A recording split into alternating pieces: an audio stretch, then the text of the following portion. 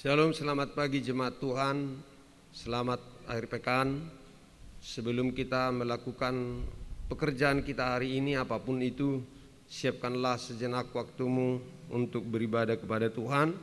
Kita bernyanyi dari buku NDKWP nomor 238 ayatnya yang kedua.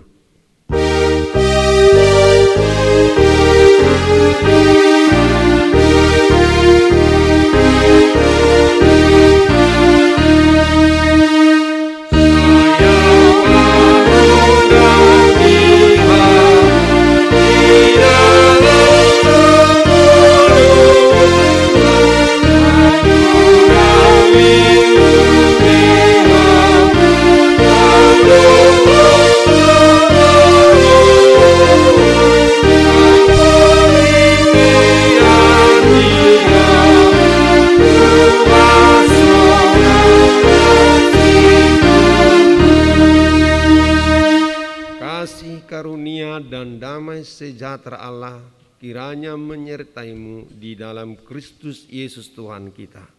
Amin. Saudara jemaat Tuhan, firman Tuhan akan menyapa kita di pagi hari Sabtu ini yang diambil dari Injil Yohanes pasal 12 ayat 46. Demikian firman Tuhan. Aku telah datang ke dalam dunia sebagai terang, supaya setiap orang yang percaya kepadaku jangan tinggal dalam kegelapan. Audo panodang narotu portibion, asaunang mia dinahulum nasa naporsea diau. Saudara jemaat yang diberkati Tuhan, saat ini kita benar-benar sangat bergumul di tengah-tengah penderitaan yang melanda dunia.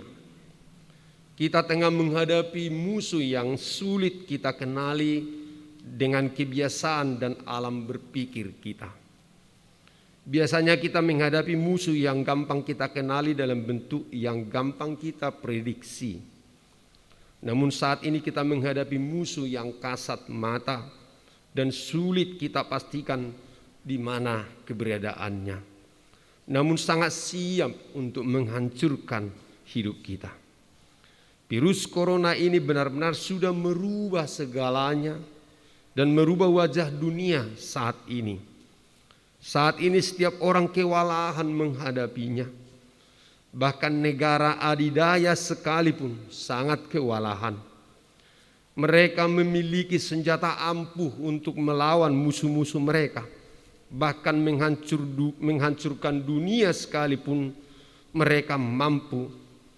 Dan mereka memiliki senjata pemusnah massal dan mereka dapat melakukan itu dengan mudah. Namun untuk virus corona ini semua kewalahan dan hampir kolaps.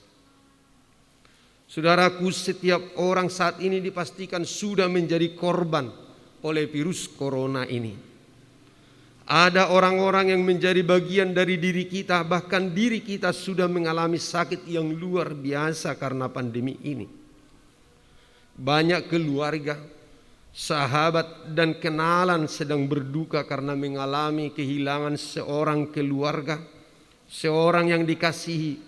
Bahkan orang itu tidak dapat dikuburkan seperti biasanya, lazimnya, adat istiadatnya. Ada seseorang yang sedang meratap di ruang isolasi, di ruang pengobatan dan di ruang pemulihan.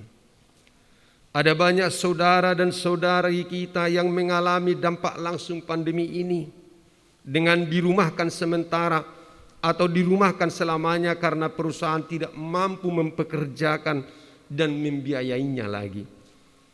Ada yang mengalami depresi karena beban ekonomi. Ada banyak di antara kita yang merindukan beribadah di gereja, bahkan sudah sangat rindu melihat gerejanya dan bertemu dengan sesama seiman dan satu gereja. Aturan dibuat demi keselamatan kita. Kita harus ambil jarak, berpisah, dan tidak perlu bersentuhan. Inilah gambaran kehidupan sosial kita saat ini. Jangan berkumpul, jangan berkerumun, sementara kita ingin bertemu. ingin bersentuhan untuk merasakan kasih dan kebersamaan. Dunia kita sekarang punya budaya baru, gaya hidup baru, dan kita harus dipaksa mengikutinya. Kita harus dipaksa menjalaninya untuk keselamatan kita. Dunia kita saat ini gelap. Dunia kita sekarang tiba-tiba berbeda. Dunia kita sekarang menjadi aneh. Saat seperti ini, adakah kita yang benar-benar merindukan tuntunan dan terang dari Tuhan kita? Masihkah ada niat dan keinginan untuk beribadah? Atau jangan-jangan kebiasaan baru ini sudah menghilangkan keinginan untuk beribadah dan berdoa kepada Tuhan kita? Masihkah kita membutuhkan Tuhan juru selamat kita itu? Saudaraku, saat ini Tuhan berseru dan mengingatkan kita. Yesus mengingatkan kita bahwa Ia telah datang ke dunia sebagai terang, supaya setiap orang yang percaya kepadanya jangan tinggal di dalam kegelapan. Rasa dan pengalaman tidak percaya kepada Tuhan Yesus adalah sebuah pengalaman kegelapan. Sebab itu dampaknya adalah meragukan Tuhan Yesus dan tidak percaya kepadanya. Padahal mereka sedang berada di hadapan Yesus yang sebelumnya telah mengatakan dirinya sebagai terang dunia. Hanya saja mereka lebih menyukai kegelapan daripada terang. Penginjil Yohanes sebelumnya bersaksi, dalam Dia ada hidup dan hidup itu adalah terang manusia. Terang itu bercahaya di dalam kegelapan dan kegelapan itu tidak menguasainya. Benar-benar terang sejati dan tidak ada sesuatu apapun yang dapat mengalahkannya. Kematian atau maut yang gelap dan kelam dalam hidup saja dikalahkannya. Yesus adalah terang yang sesungguhnya yang sedang datang ke dunia untuk menerangi setiap orang. Namun manusia lebih menyukai kegelapan. Saudara jemaat Tuhan, sesuai dengan kebiasaan menyukai kegelapan daripada terang, maka Yohanes sekali lagi bersaksi, dan inilah hukum itu. Terang telah datang ke dalam dunia, tetapi manusia lebih menyukai kegelapan daripada terang, sebab perbuatan-perbuatan mereka jahat. Sebab barang siapa berbuat jahat, membenci terang dan tidak datang kepada terang itu, supaya perbuatan-perbuatannya yang jahat itu tidak nampak. Tetapi barang siapa melakukan yang benar, ia datang kepada terang, supaya menjadi nyata bahwa perbuatan-perbuatannya dilakukan dalam Allah. Yohanes 3:19-21. Disinilah kita semua sebagai pengikut Kristus patut menentukan pilihan yang tepat di hadapan Yesus sebagai terang dunia. Apakah kita memilih untuk tetap berada di dalam terang atau tetap tinggal di dalam kegelapan? Tinggal di dalam terang berarti kita melakukan yang benar dan berkenan di hadirat Tuhan. Kita menjauhkan diri dari kebiasaan dan perbuatan dosa. Tinggal dalam kegelapan berarti tetap tinggal di dalam dosa. Berkaitan dengan hal ini Tuhan Yesus mengatakan, hanya sedikit waktu lagi terang ada di antara kamu. Selama terang itu ada padamu, percayalah kepadanya, supaya kegelapan jangan menguasai kamu. Barang siapa berjalan dalam kegelapan, ia tidak tahu kemana ia pergi. Percayalah kepada terang itu. Selama terang itu ada padamu, supaya kamu menjadi anak-anak terang. Yohanes 12 ayat 35-36. Nah, kata-kata yang penting untuk kita lakukan supaya tetap berada dalam terang adalah percaya kepada Yesus sebagai terang, supaya kita sungguh-sungguh menjadi anak-anak terang. Kita percaya kepada Yesus supaya kegelapan jangan menguasai kita dan kita tinggal dalam kegelapan yang membinasakan. Yesus datang ke dunia ini sebagai terang yang menyelamatkan, bukan membinasakan. Pada saat ini banyak di antara kita atau bahkan diri kita sendiri sedang berada dalam kegelapan akibat COVID-19. Ada di antara kita yang sudah berseru-seru, Yesus, di manakah Engkau? Di manakah Engkau Tuhan? Mengapa COVID-19 dibiarkan merajai dunia? Seruan-seruan ini menandakan bahwa terang sudah ada bersama kita, tetapi tidak mengenalnya. Maka kita perlu sadar diri supaya pertama, tetap percaya kepada Yesus sebagai satu-satunya penyelamat kita. Dia adalah terang dunia, terang yang terbit di tengah-tengah pengalaman kegelapan kita akibat dari pandemi COVID-19 ini. Hanya dengan demikian kita akan mengerti bahwa semua persoalan hidup kita, termasuk virus corona ini, kecil karena Tuhan kita jauh lebih agung mengatasi segalanya. Sungguh tidak ada satupun yang dapat memisahkan kita dari kasih Kristus.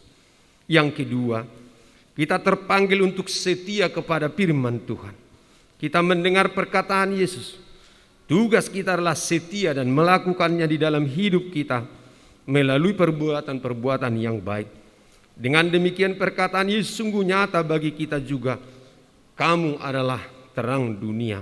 Matius 5:14. Kesetiaan kita kepada sabda ditunjukkan dalam sikap mendengar dan melakukan firman. Firman Tuhan menjadi pelita menerangi langkah kaki kita. Mazmur 119 ayat 105. Dua hal ini akan membantu kita untuk melihat Yesus sebagai terang yang terbit di tengah-tengah kegelapan dunia kita. Amin. Kita bernyanyi dari buku NDHKBP 720 ayat 1.